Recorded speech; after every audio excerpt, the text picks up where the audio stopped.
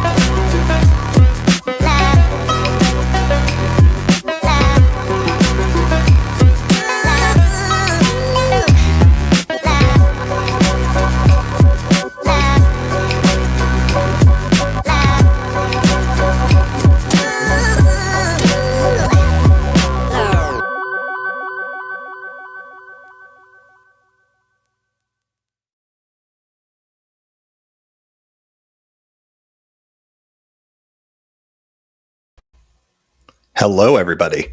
We are live, baby, live. It is the 400th episode of the Pedalshift Project. Thanks so much for joining. We've got a handful of people here in the room. I think we're going to be a little smaller crew tonight, potentially. If you are on pedalshift.net/live, that's great. You can watch, you can enjoy. But if you would like to participate in the chat room, click on any of the variety of links that may be there for you that gets you to the YouTube page, and then you can throw some comments into the chat there. We are going to be doing the typical situation of recording an episode of the program here, and we are going to have some fun. We're going to I've got a couple of announcements that are part of all of this, a couple of shout outs. And then, of course, we're going to do a little AMA. So a little more sedate compared to our last live show where we had Mysterious James in the house, which was a ton of fun. But it's just me tonight. So you MJ fans, you MJ heads, sorry, it's not going to happen tonight. I'm injured tonight. I'm playing hurt. I've been traveling so much over the last couple of months, and it's finally caught up to me. I caught some kind of cold of some type. So my energy, if it feels like it's flagging on your end, I can assure you it's flagging on mine. Drinking tonight, we're drinking red wine out of a Chewbacca glass. That's all I got for you. I'm not even sure how much of that is going to go down, but we're going to give it a shot. We're going to go for it. Let's see what else is going on. Everything. It's a loaded question when you live in DC and you have a job like I do, but hey. So tonight, we are going to do the show. I'm going to start the intro in a couple of minutes here, but let me know where you're at. Let me know what's going on with you today. I see Sarus Farvar, friend of the show, who, let me see there. Yes. Rocking the ability to show the things. Sarus, good to see you, man. Thanks for showing up for this. Maybe I'll give one quick shout out pre-show, and that is it will also be a little bit of a weather report, because as we talk about, this podcast is essentially a weather podcast that occasionally mixes in biking. Sometimes it's a food podcast that occasionally mixes in biking. It is freezing here. I'm in West Virginia, as you can probably tell by the background here, and it is so unseasonably cold, and it's been like that for the entire week. It's that cold, rainy kind of spring day. I have to give a shout out to a reasonably new listener. His name is Forrest. He sent an email before he started his trip, and he is currently with a group of people freezing their tails off, presumably, I think probably on the Gap by this point. I think they were rolling out of DC on Tuesday was my recollection, but of course, don't want to throw that out there. But in any event, Forrest, if you're hearing this live, awesome. I hope you're warm, bundle up. But Forrest is also from Whitehorse, Canada, which is up way up in the Yukon territory. This is summer to them, I'm thinking. So, Forrest, I hope you're having a wonderful trip. All right, we've got our friends from down under. Byron Patterson being the Aussie representative. G'day, g'day. I'm sorry I massacred your fabulous accents. We've got global audience here. We've got Scott from Cambodia, a multi-time live show guest, and thanks so much for coming in, Scott. And Karen here, longtime listener, first time joining one of your live streams. Karen, thank you so much for joining. Thanks for many hours of cycling adventures by proxy and inspiring you to ride more. Karen, thank you for joining. Thanks for coming to the first live show. That's awesome. I'm really excited to have you here. And from Berkeley, California. I was just in LA, which will be part of the one of the announcements that's coming up here. I was just in LA this week and I had an absolutely fun time riding in Los Angeles. I always love cycling in California, but LA was particularly fun. Always love coming to the Bay Area. Hopefully we'll be there at some point in the near future. I'm just a big fan. I'm a big fan. All right. Well, thanks everybody for kind of throwing in. Oh, we've got a bunch more people since I last looked here. Yeah. So we got some Bay Area love. Cyrus is noting that he is literally next door in Oakland, California. That's all right. And let's see, Scott is also another first timer. And Scott, your name is familiar. I think you've been around for a minute. That's great. That's great. And Karen's also mentioning my favorite place probably to cycle in the entire world, the Avenue of the Giants.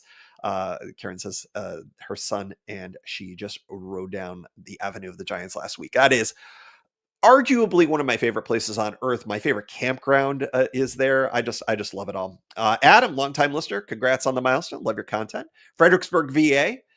You may know Fredericksburg, Virginia, if you are stuck in traffic on I-95. Adam knows what I'm talking about. Mark made it in the house. Mark Van Ram just did the Van Fleet Trail in Amelia Island last week. That's down in Florida. The Van Fleet Trail I've ridden a couple of times. It's a classic. Look who's in the house. Nephew Silver Slipper. Hello, sir. Good to see you, buddy.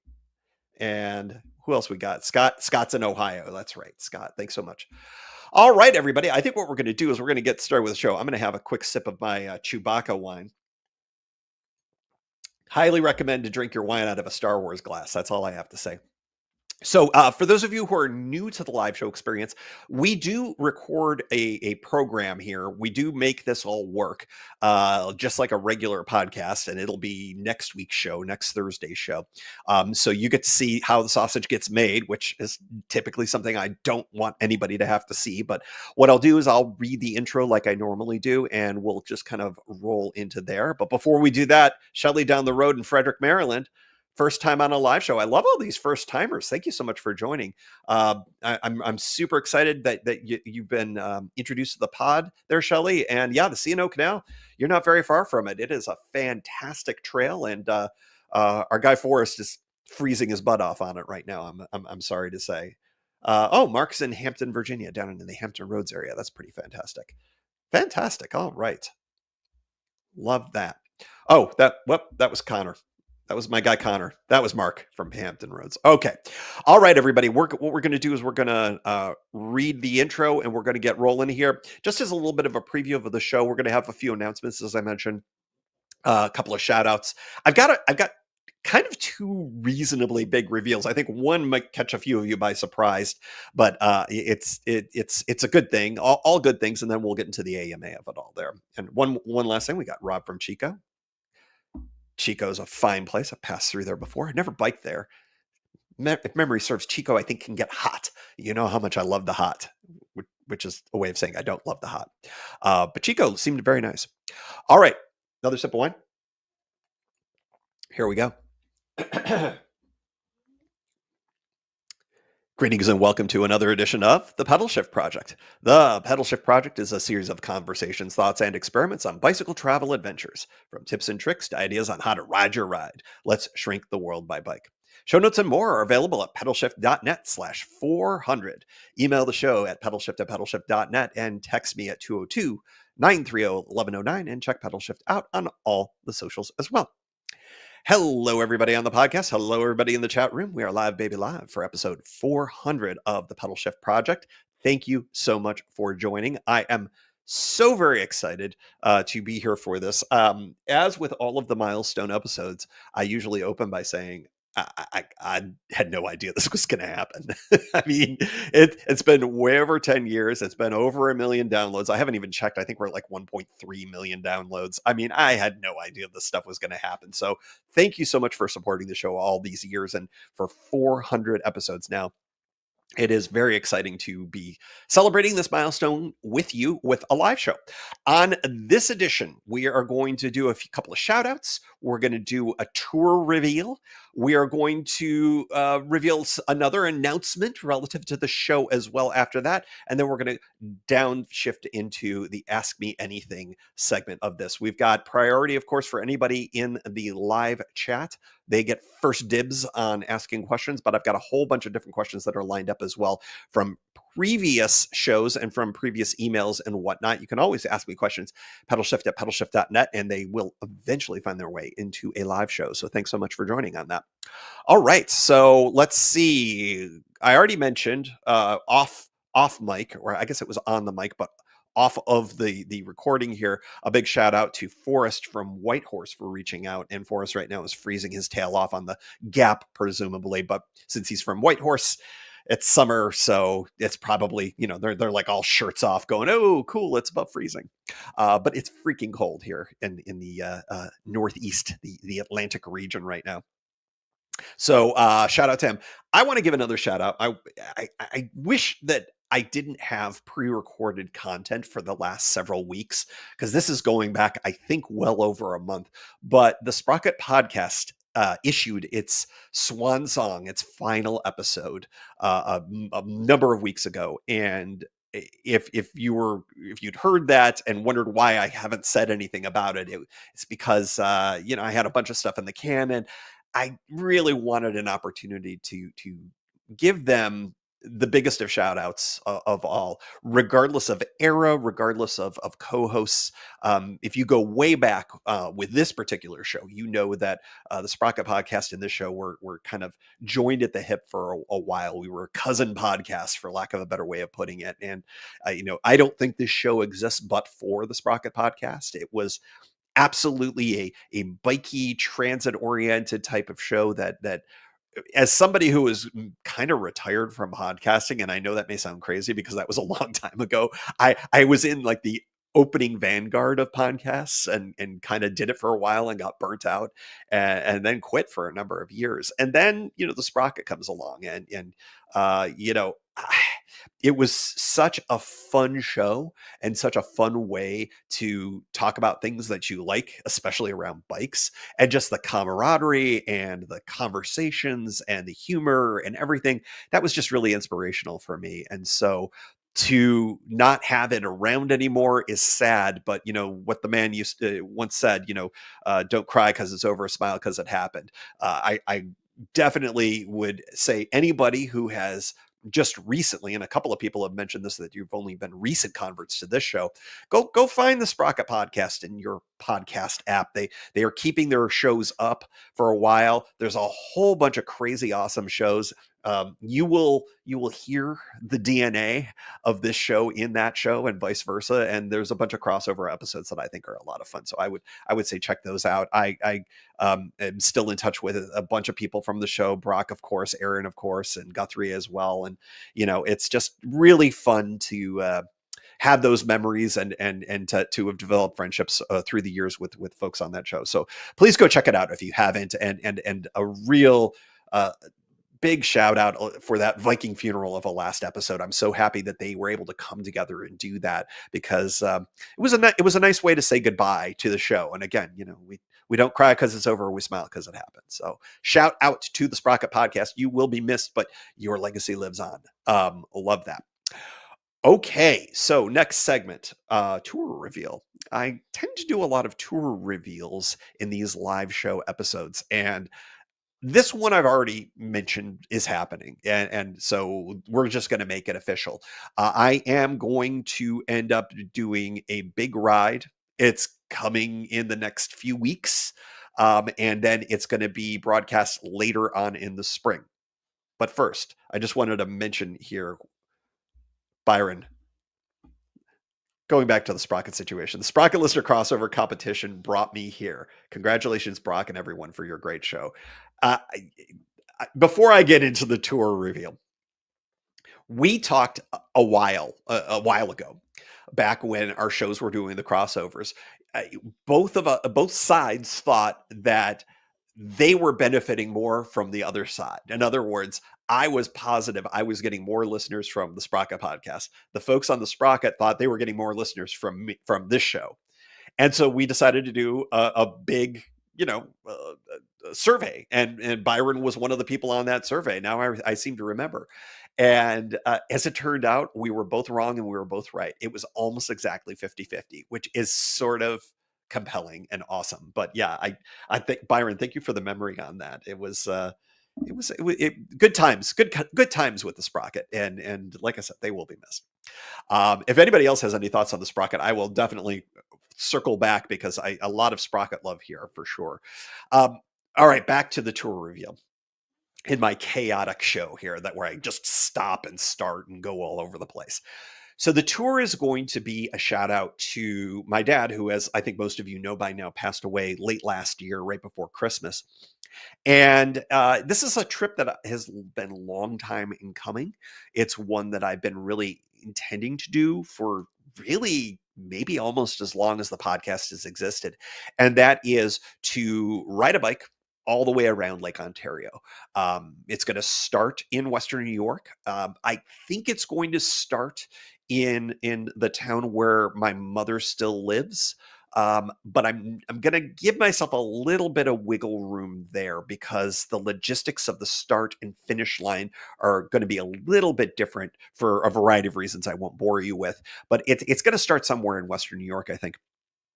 And I will be riding the e-bike, which is the new kind of element to all of this. I was originally going to be riding the acoustic bike, probably the Safari, and this will allow me to go faster.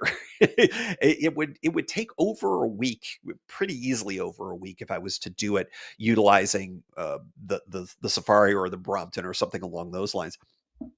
But with the e-bike, of course, I'll be able to do it much faster, and probably under a week is my best guess. If I'm hedging a little bit, and you notice that, I have not done a ton of planning. I've been really stretched very thin. And so this ride is going to end up being, and there'll be a prep episode and everything for it. You'll get the usual stuff, but this ride is going to be a little seat of the pants kind of a situation. One of the things that I will reveal as a part of this right now is it is not going to involve any camping. One of the things that I did was I did purchase a second battery. For those of you who have been paying attention to the news lately, things from China are going to get more expensive. I don't think that's a statement that has any political tilt either direction. Just is. We've got new tariffs coming in. So for those of us who rely on a lot of things out of China, like say bicycle batteries, I got ahead of that. So that was good. I now have a tremendous amount of range on that bike, but it's also very heavy to carry all of those things. And because of the nature of having to recharge one or both batteries at the end of any given day, I've decided to make this either a hotel or an Airbnb or some other of a situation where I'm going to go with the roofed lodging, just to make this thing happen in a little bit easier way. I also think that given the nature of some really huge urban stretches, particularly really from Oshawa all the way through Toronto and Hamilton, and then there's a little bit of a break until you cross the border, but then you're in Niagara Falls and Buffalo.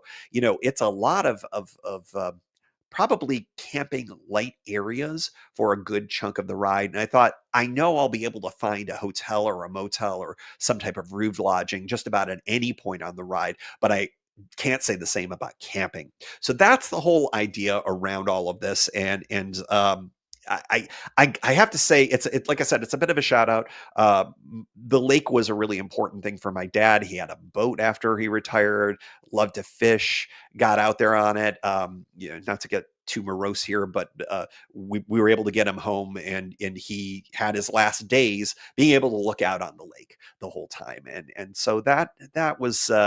That it seems to be a good thing, a good way to do a bit of a shout out to him, and also to have a little bit of adventure, and arguably my biggest adventure on a bike in quite a while. So I'm kind of excited about it. Of course, it checks a couple of boxes from the goals early in the year. It's a new adventure, a new route that I've never done before. It's on the e-bike, an expanded ride on the e-bike, more than just a shakedown ride, and of course, it's an international trip, which will be the first time I've done that at all, which is kind of crazy after all these years. You would think I would have done that by now, but no. So I'm very stoked for it. Sarus Farivar is very stoked for it. We're all stoked for it. We're getting very excited about this trip, and I will let you know that we're going to be. It's going to be happening soonish, but the pod is going to be a little bit later in the spring. And that gets me into the announcement. And the announcement is this. I am going to, for the first time in the history of the show, going to take a little bit of a break. I'm calling it a pedal shift spring break. And it is why? I need a little bit of a break, and I need a little bit of time to sort of get the next tour together and to be able to do the tour and all of that. But I am not going to leave you all hanging. The show will still be weekly, but what we're going to do is we're going to revisit a variety of the smaller tours that I've done. If you're new to the show, this will be all brand new to you, but starting in a couple of weeks, I think it's going to be. Is that correct? Yeah, in a couple of weeks. So this show, this particular pod, if you're listening to it, it's on the 17th of April is when it releases. The following week will be the beginning of spring break. And I'm going to be rebroadcasting or repodcasting Game of Chance, which was actually a strangely popular tour, even though it fell apart almost immediately. It's one that I may end up revisiting the concept of, but Game of Chance will be the first of the repods. Then the cleanup tour, which honest to God, I can't remember what it was. I think it was I was trying to do. I was a series of things to complete tours or to complete things. I think it wasn't just one contiguous tour, but anyways, that's the cleanup tour will be next. And then the filling the blanks tour. Honestly, I don't remember any of these off the top of my head. So if you do, I'm sorry it'll be a repeat, but honestly, I'm looking forward to revisiting these because I remember Game of Chance because it was just over here on the CNOs where it led me. But these other ones I honestly do not remember. So sometimes I require the best ofs to jog my memory on things. But this is what we're going to be doing for basically all of the remainder of April and all through May. So a bit of a break for me, but still good content, I think, for all of you. Then at the end of the spring break, and we're going to restart the pod with episode 401 with actually something that I was surprised that I was able to pull off. And that is an adventure in Los Angeles that I literally did just this week. And I'll talk more about that in a little bit. But I wanted to note here, we got Mark here from Oneida, New York. Now, I don't believe I'll be going through Oneida as a part of this ride, but reasonably close, of course. And let's see, we got Mark Van Ram is going to the Finger Lakes in July. I won't be in the Finger Lakes. I'll be well north of them, but that is a fabulous place to be. And let's see, a lot of New York stuff going on here. Ticonderoga here. Oh, wait. Whoops. Sorry. I got more comments. So as I hit click, it went to the wrong one. Yeah, Mark planning to ride from Ticonderoga to Bar Harbor on the Northern Tier route this summer. That sounds pretty cool. And Sarusi says, well-deserved spring break. Thank you, sir. I mean, for those of you who are new to the show, I have been weekly for, I think, 8 or 9 years. And I take one week off every single month, but it's not really a real week off. It's a rebroadcast of an episode that's at least 100 episodes old, so it's fallen off of the feed. And that's a great way to just kind of make sure that anybody who's new to the show still is getting new content. So yeah, it's pretty good, and it's worked out well for me. And that's why I thought the spring break, I'll stick with that as a way of doing it. And Karen's, thanks for the heads up, and looking forward to Thursday listens. Yes, we will stick with Thursday. Absolutely. I'm glad everybody likes their Thursday content. And Scott gives a shout out here. It's nice to revisit some old tours. I totally agree. I can't remember, honestly. I really don't know. I Game of Chance we're opening with, because I think there's a really strong chance that I redo Game of Chance in some other context. And what I might even consider doing is I may open up some of the chance options. For those of you who don't know about Game of Chance, I literally had some randomization elements for the tour in terms of direction that I would go, whether I would camp, whether I would stay, whether I would continue. And it ended up really kind of flaming out in its own way. But at the same time, it was kind of cool to literally make things random. And that's what we'll end up doing with that. So yeah, that's that. Oh, and Cyrus is like, I came back to California and didn't tell you guys. Well, here's the thing. It was a work trip. And as you'll find out, the reason why I was in Los Angeles was I was at UCLA for a conference on artificial intelligence, but it was literally just one day. So yes, I was out there, but no, it was not a good chance for any kind of meetups or anything like that. We will try to do something like that at some point. I would really like to do that. All right, so that's the news. Those are the announcements. I think that the LA Bike Adventure is going to be really fun to break out of the spring break. Break out of the spring break. I guess that's the way of putting it. It was a surprisingly cool trip. I will reveal what it was because I don't think I'm going to do a preview episode. I think you're just going to get it. And it will be the first episode, I believe, of June. So we won't have a best of that month. Is that right? I can't remember. Well, you'll find out. It's weeks down the road here. But I was at UCLA, which, if you're familiar with the LA County, it's in Westwood. Beautiful campus. I'd never been there before. Was there for a conference, and right outside of the area that I was, there was an LA Metro bike stand. So they're LA's bike share. And long before I went out for this trip, I recognized that there was an opportunity there. I had, I think, 7 hours. I was taking the red eye back from LAX, and I thought, why don't I just ride a bike all the way back to LAX? And so I did as best I could. As I discovered, the bike shares don't quite go close enough to say I rode my bike all the way back to LAX, but I went as far as I could, literally the furthest that I could. And it was a fun little adventure, and you'll hear all about that in June. That will break the spring break. And then we'll get into the Lake Ontario adventure. There will be following the LA trip, there will be a preview episode, because this is going to take us all through the summer, I think, when all is said and done. So pretty exciting stuff. All right, everybody. Well, I'm gonna vamp for a moment here, because what I want to do is, as mentioned, we're in the AMA section, the Ask Me Anything section, and everybody in the live chat gets first dibs on AMA. This can be questions about cycling, questions about camping, questions about drinking red wine out of a Chewbacca mug. Hold on, there we go. There's my guy. There's my Wookiee. Anything like that. If you'd like to know how to rehome a cat, I've gotten very good at that. I'm doing that right now. It's very exciting. Not my cat. No, my cat's good. My cat is stuck with me. This is my mother's cat. Where she moved to, she was unable to take her cat, and it was a bit of a stress in my life. But I have found a home. The cat is staying within family, but the cat is going to be going to the West Coast, so it's a thing. Questions on rehoming cats, I'm your guy.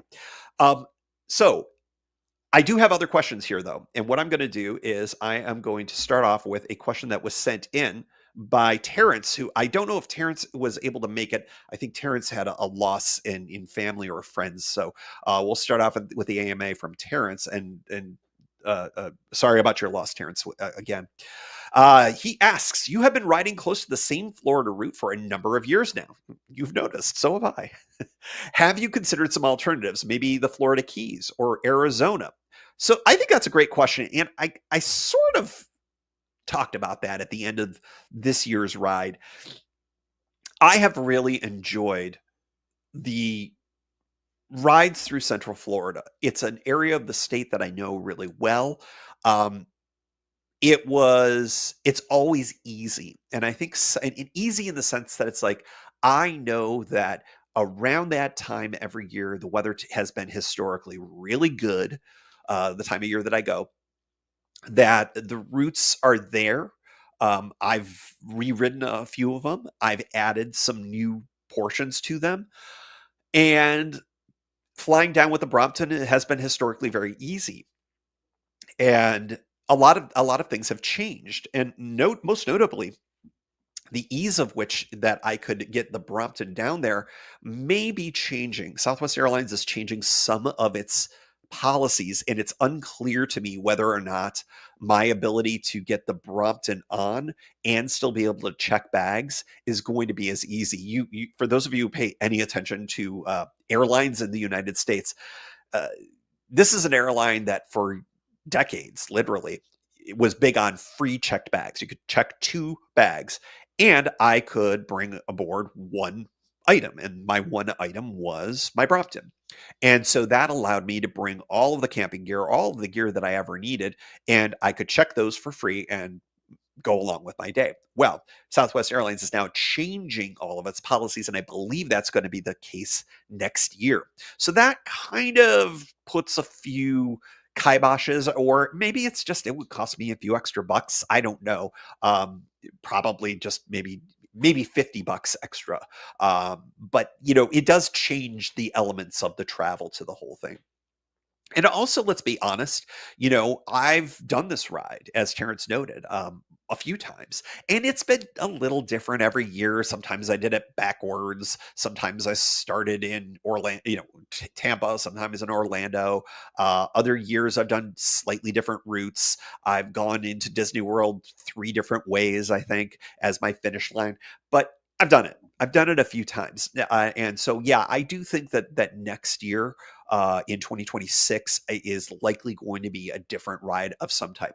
Is it going to be in Florida? Well, as I mentioned, Southwest Airlines, which used to be a really cheap way to get down there, may not be as available. Now, on Alaska Airlines, I can fly my bikes for free and I can bring my big bikes. So that's certainly another possibility. There's direct flights from this area to San Diego, for instance. That might be something. I've always looked at a potential for a ride around that time from San Diego to, I think, Tucson or to Phoenix. I think to Phoenix, which is part of the Southern Tier Trail. Now, it might be a little early for that, so I may push the ride a little bit later if I do choose to do that.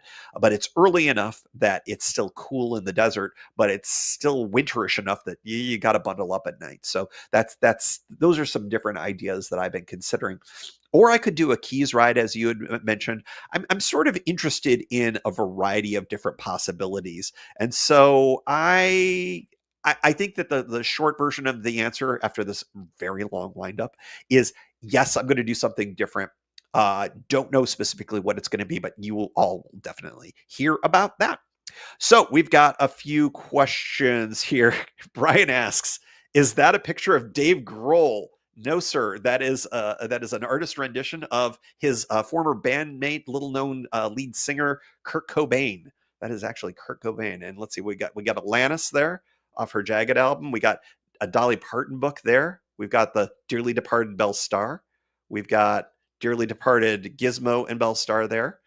Yeah. Oh, and this is Kurt Cobain's Fender, left-handed Fender. I bought that in Italy. It's not his actual guitar. That's slightly larger and would be far more expensive for me to procure. So yes, so no, that is not Dave Grohl. Shout out to Dave Grohl. Let's see, what do we got? Cyrus asks a question. Now that you're a guy with multiple bikes, n equals, I think, 3 now, right? Or is it 4? 4, I think. Which is the most utilitarian? Do any of the bikes get ridden around town / near to the cabin more than others? It's a great question. So why don't we go through all the bikes? Now, you can probably see right there is the saddle of the Brompton, right there. The Brompton is probably, I would say, the bike that gets ridden around town the most. Is that right? I think it's a tie. I think that's the one that will tend to go to the office a lot. If it's like a little drizzly, for instance, the Brompton's a nice choice because the bike will come up into my office as opposed to being locked outside, which would be the next most utilitarian bike, which is the Safari. The Safari largely stays locked up in DC. And so those are the two bikes that tend to be in DC the most, at least historically. The third bike is the e-bike. The e-bike is living here in West Virginia mostly for now. And part of that, of course, is just storage. I don't have the ability to have more than one bike locked up in the hallway in DC. So that's a consequence of that. Also, I think that where is the e-bike where does it have the most utility? Here, because once I'm here, I can grab the e-bike when the weather isn't ridiculous like it is right now, and I can ride within an hour and change and get to Hancock, utilizing the e-bike way faster than any other bike. So that's kind of more so far, I think, the adventure bike, and of course that's going to be the one that's going to go around Lake Ontario. The bike that has the least utility right now is the beloved Goblin, the Green Goblin, which is now basically a trainer. It still could conceivably be used, but I did a whole tour saying that I was retiring it. So I one of these days I keep threatening to bring it out of retirement. The interesting thing about the bike is that it was always too small of a frame for me, but I just loved the bike so much. It's a vintage 90s version of the Novara Safari. And yeah, it's just a great bike, and I have such great memories because it lived in Oregon for all those years, if you may recall, but now it's out here. So the most utilitarian, I would say the one that has the most utility is probably the Safari. Um, it can go any place. I can take that on trails. I could take that places where I don't think the Brompton can go. But if you're thinking, okay, can I bring that anywhere in the world? Well, the Brompton I can bring just about anywhere in the world. And that I mean, I think your definition of utilitarian is going to be that type of a thing. But yeah, I think I answered your question there. I think that's good. Karen, newbie to the live show. By the way, every time I put these up, I'm like hiding. I'm like, "Hi, how are you?" I'm just hiding behind this thing. This is a visual joke. You folks on the podcast listening, you don't understand. But if you watch this, you'll see that my nose is barely peeking above this. Karen asks, would love to learn more about how you plan your cycling trips that involve fast forwards. For example, your Portland to San Francisco 2X trip. How do you keep track of all the public transit info? Spreadsheet, Word? Great question. I don't believe this is. I'm gonna have to think about it. I use the Apple Notes app. Uh, in a really, really robust way for trips like this. I used to use Evernote until Evernote got enshittified, technical term, cover your ears, kids. It was great for a while, and then they added too much stuff to it and it just wasn't good anymore. Apple Notes is just great. It syncs on my iPhone with my Macs, things like that. And so I can drop in images and all sorts of other things like that. So that ends up being a really good, I think, tool for utilizing these types of things. I end up going on the websites for most of these public transit agencies to find their most recent schedules. But I often use Google Maps and their transit scheduling as a way of getting a rough idea of what's available out there. And then I'll also do some other types of research as well locally. There are some buses, especially when you get into some really, I'll call them remote areas or places with less transit service. Sometimes you're just going to have to get lucky. And that was for that particular trip. There was one bus, and now I'm forgetting where it was. I think it was in Southern Oregon. That was the key. It was a, oh no, actually it was the Redwood.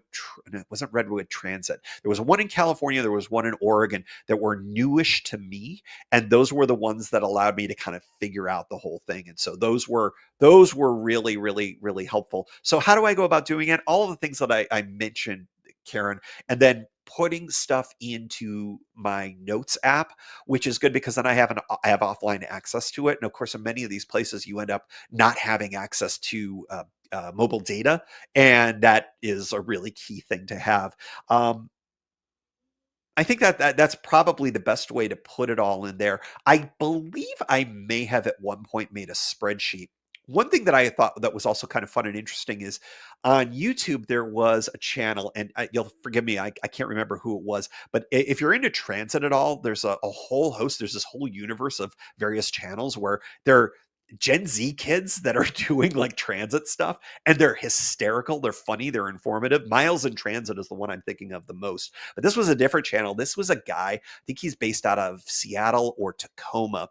And he did sort of what I did, but all transit. And that was to ride from Seattle all the way down to San Diego using all transit. It's a little reminiscent of my DC to Boston ride many years ago.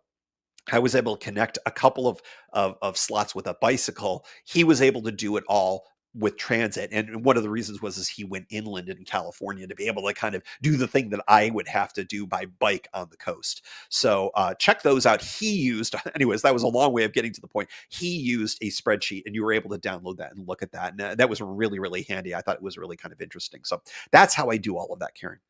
Byron from Down Under asks a podcast sausage question. Wait a second, we're going to get delisted. I'm losing the channel already. Do you find it significantly more difficult to record when you have another rider with you, e.g., Mysterious James? Well, that's the only person I ride with, as MJ knows. Is it harder to do it? No. What you may have noticed is that when I'm riding alone, I will tend to record while I ride sometimes. And then also, of course, in campsites or on breaks or things like that. That's unchanged when I've ridden with MJ. The thing that's actually, I think, less difficult is just plunking the phone down on a picnic table and then just us shooting shooting the breeze. That's actually kind of fun, and it's especially been a little bit easier now that James is, I think, understanding and a little more comfortable doing it. So that's why I think that that's worked out really well. So I would say it's not more difficult. I think if anything, it's a little bit easier because I'm not solely responsible for the content that ends up coming out. Sometimes having a conversation is much easier. I have had in a couple of other podcast way tours way back, um, a couple of examples where I have sat down with other people. And I used to think that that would be something that I would be doing a lot of. But what I found in camp is I don't feel super comfortable broaching the prospect of, hey, everybody, want to be on a podcast? Uh, Especially just because people are tired. People, are there to kind of escape stuff. Maybe one of these days I may broach it if things get, chatty. But as all of you have heard on recent shows, a lot of the times I'm the only person out there. The numbers of people cycling when I've been cycling have just dropped like a rock. I just don't encounter a lot of people anymore. Even here on the CNO, I'm hoping that changes. I hope it's just a bit of bad luck when all is said and done. So, we'll see. We'll see how it goes. I would like to do that. I would like to get more voices on the show. So, let's see here. Scott, got a new person here asking a question. Do you have a direction preference for the C and O from DC or to DC? I've talked about this on the show before. I used to be a DC out to Cumberland guy. And indeed, if you're continuing on the gap, that was my preference, DC to Pittsburgh. That tends to be the opposite of what a lot of people choose, particularly when you include the gap. For all sorts of reasons. When you got the gap, it's because there's that one really long downhill that you super benefit from if you're coming from Pittsburgh rather than from Cumberland. So, but I've changed my mind. I think over the years, I think that the right direction is the direction that makes the most sense for you. If it's easier for you to start in DC, then start in DC. If it's easier for you to start in the middle of the trail, like for me, sometimes starting over here in Hancock, great. If it's easier to start in Cumberland, there's a lot of good reasons why that may be the case. Start in Cumberland. I'll give you an example. If you are driving, there is free parking and reasonably safe parking. I've never heard anybody having any problems with it. Underneath the interstate there, I think it's I-68 in Cumberland, there is free parking for anybody that wants to do the C&O. And so you could park there. Your car is safer, I would say, than being in DC. Just that's a numbers thing, I think. Also cheaper, it's free, and very few places that you could park for free in DC with reasonable expectations of safety for your vehicle. Yeah, you could be out in the suburbs, of course. You could take the metro, and I should say, there's lots of good places you could do. But maybe Cumberland is better for you. Maybe you're coming from somewhere in the Midwest, and that's the closest spot for you to start. Well, yeah, then park your car, ride to DC, take the train back. That's a great way to do it. Or if you're like me and you spend some time in DC, maybe it's easy to just roll right out, you know? So I would say whichever the place is easiest for you to start from is probably the best bet. Sometimes it's time of day. Sometimes train availability is a factor. Yeah, that's what I would say about that. Let's see. Adam asks, have I ever eaten bison meat, burgers, sausage, or steak? I have. Um, Probably several times, and I believe it's probably been mostly ground bison in the form of a bison burger. I think I've had bison jerky too. I don't eat a ton of meat anymore. It's not that I don't. I wouldn't characterize myself as a vegetarian, but I am very light on the meat. But I will say, bison's pretty good, and it's yeah, I do like it.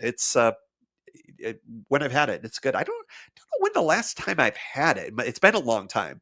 You would think I should have gotten some in North Dakota, right? Because I bet you I could have gotten it in a bunch of different places there. Let's see.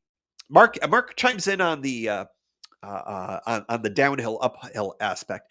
Pittsburgh to DC is more downhill in the last, say, 15 miles or so. I think that's the best argument for going in that direction if you're including the gap. I would also say, however, that when you are going in that direction from Pittsburgh, it is an ever so slight uphill gradient, and it's barely more than flat, but it's over 100 miles of that. And so I find that the fact that you don't get much coasting time is a little bit of a drag, but your mileage may vary. I think that's everyone has their own take on all of this. I want to back up to Cyrus. Cyrus asks us another question here. Do I have any interest in riding gravel or dirt? Well, I do it all the time.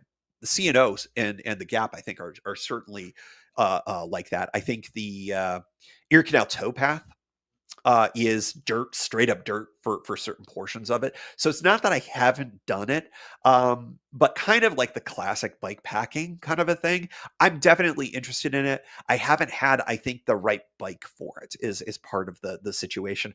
There's a lot of really good bike packing on gravel around here. And in fact, I think there's a whole podcast about it, Mid Atlantic Gravel. I have to confess I haven't checked in on that show in a very long time, but that there's tons. There's a lot of really good stuff around here. I think that it's do I need to buy another bike? Right. So maybe at some point I will do that, but we'll see. I've liked what I've done. I like riding on asphalt. I have to be honest. For a lot of my trips, but I also like getting away too. So I know MJ has done so much of that kind of riding. And when he talks about those trips, I keep going, I got to do it. I got to do it. At some point, maybe in the next year or so. I got to get clear of a whole bunch of different things in my life, but I'm hoping to be able to do some more true adventure kind of stuff. There's just a whole series of things that have intervened in my life that just makes it a little bit more difficult. But I think that that's one of the things that would be on my list if I were to do that. Let's see. We got Scott chiming in one more time here. Any plans for a tour overseas? Well, I already said that I'm doing Canada. Now, I don't think that qualifies for overseas, but obviously that's a true international trip for me, which I'm very excited about. I haven't been in Canada since before COVID. So, and if you know me at all, I'm a Canadiophile. So I feel like I've been broken. I need to get back, and I'm very excited for all of that. And so, do I have plans? I don't have specific plans. I do have a trip later this year that I don't know if I'm gonna have the ability to integrate any cycling in. I may be able to. I have to do some more research, but that would be in Europe. And I will say no more because I don't want to kind of plant the seed for something that might not happen. I have done a couple of did I just I just realized, okay, I've never done a tour internationally, but I have cycled internationally and it has been on the show. I'm now realizing I did a whole episode on cycling in Paris. I did a whole episode on cycling in Italy as well. I'm now remembering, both of which were with the Brompton. So that's a thing. So I have done it, but never an honest to goodness tour. I don't have a plan for that. I think that if I were able to do it this late summer, it probably would not be a multi-day tour. It would probably be kind of a day trip that would involve, a little bicycling adventure. So I'll let you all know if that's going to end up happening. I'm noting for the record that Australian lobbyist Byron Harrison is suggesting that winter in DC is summer in Australia. Hey, I, I need to get down there so bad. It has been a lifelong desire to get to Australia, and I think cycling down there would be pretty awesome. But I'm going to be honest, Byron. I'd kind of like to come down there not during the summer because it's too hot. So I need to do some shoulder season action in Australia, and there's probably monsoons or things that I'm ignorant about that I'd have to avoid. But that would absolutely be something I would do. Um, so yeah, that's the idea there with international travel. It's on my list. I'd like to do more of it. I have so many folks that listen to the show from outside of the states, and I feel like that all I do is I foist upon you U.S. based travel, and maybe that's interesting to you, but I would like to do a little bit more outside of the U.S. And so baby steps. Ontario, Canada is probably not exactly the biggest jump for me, but it is certainly, as many of them will say, not the U.S. these days, above all. So yeah. All right, I think I've answered a bunch of questions that are in the room. I am going to throw in a question from prior. I've already handled Terrence, so we'll go with this one. Do I have a favorite type of terrain for bike adventures, mountains, forests, or deserts? I think this is really close to the gravel question in a lot of ways, but I would say this. My favorite place to ride a bike is a tie between a coast and a forest. There is something that I think is very liberating, um,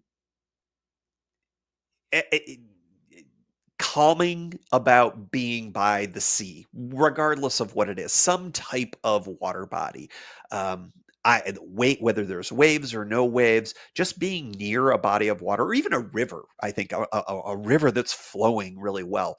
There's something about that is calming and energizing at the same time. I think I've said this before that these tours, me riding, it is therapeutic.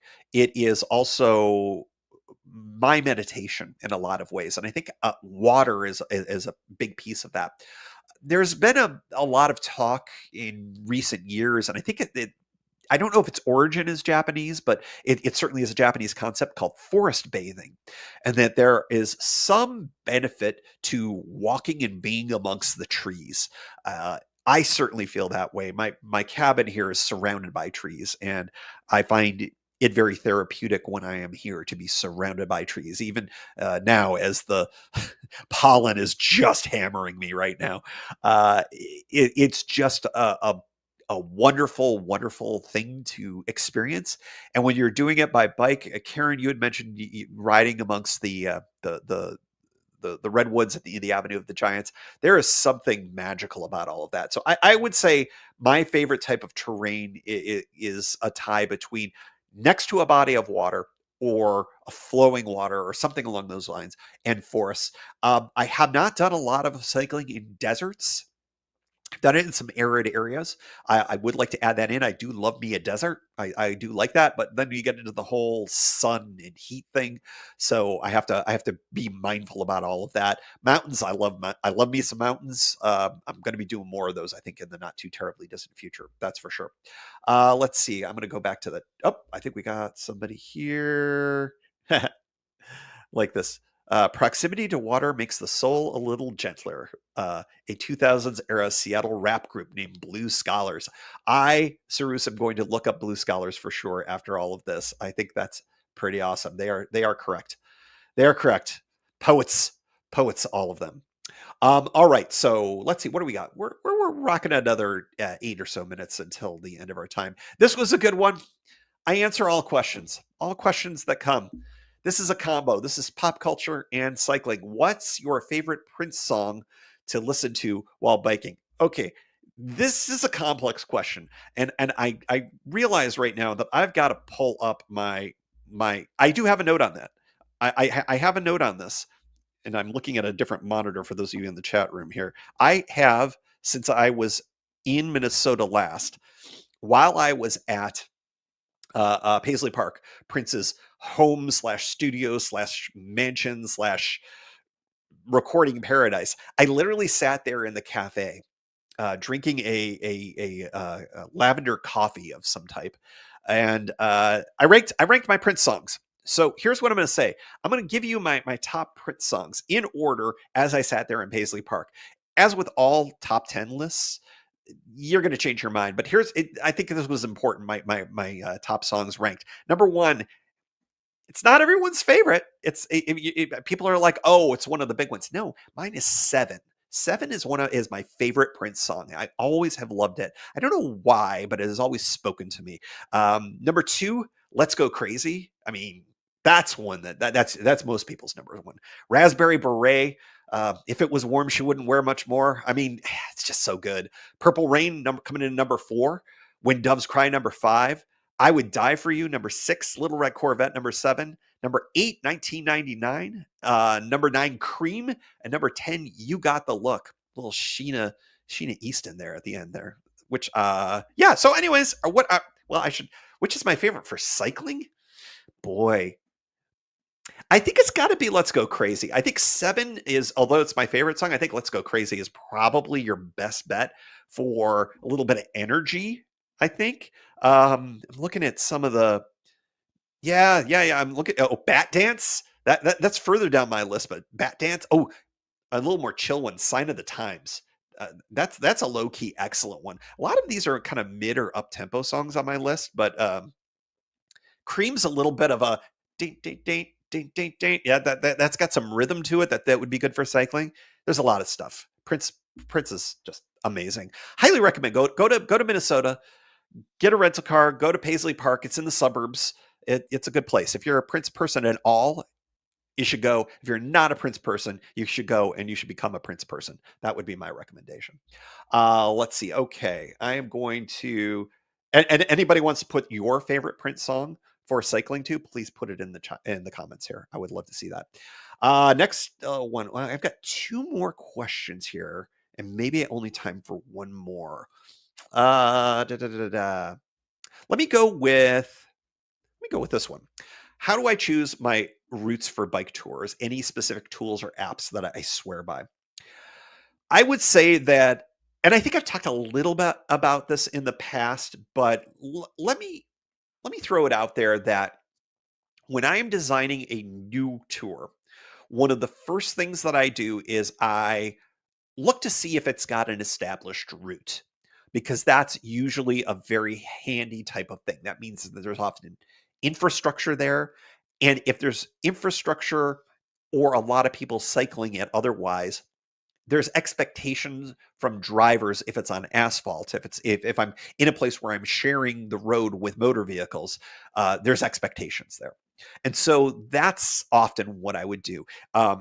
Adventure Cycling Association, the US bicycling route here in the States. Of course, there's the Eurovelo routes. Canada's got a system as well. Looking for established routes is a really good place to start. It doesn't mean that you have to stick with it, though. Sometimes you'll want to be on part of an established route for a little while, but you'll want to break off from that. If I am going to be breaking off from an established route, I think one of the best tools that's out there is Ride with GPS, the app. I've been a paid member of Ride with GPS for a really long time. It's a great app. They have a whole variety of shared routes that basically, once you upload it, it's part of the shared system if you make it public. And so a lot of people have been really kind and have shared their routes, which I think can be really, really handy. Now, it's not necessarily something where you can just go by one person's route. And that's why Ride with GPS has a wonderful feature, which is a heat map, which you can overlay on top of any given route. So if you look at someone's route and you go, oh, I wonder if this is popular or not, you throw the heat map on there. And if it's glowing, then you know that a lot of other cyclists have used that route as well. That's a good way to get some local intel because it tends to be a lot of folks who are local riders who will use that as part of their local route. So that is a specific app that I would swear by. And then the other one that I think is really, really handy, and I literally just used it this week in Los Angeles, Google Maps. Google Maps bicycle routing doesn't always get top marks.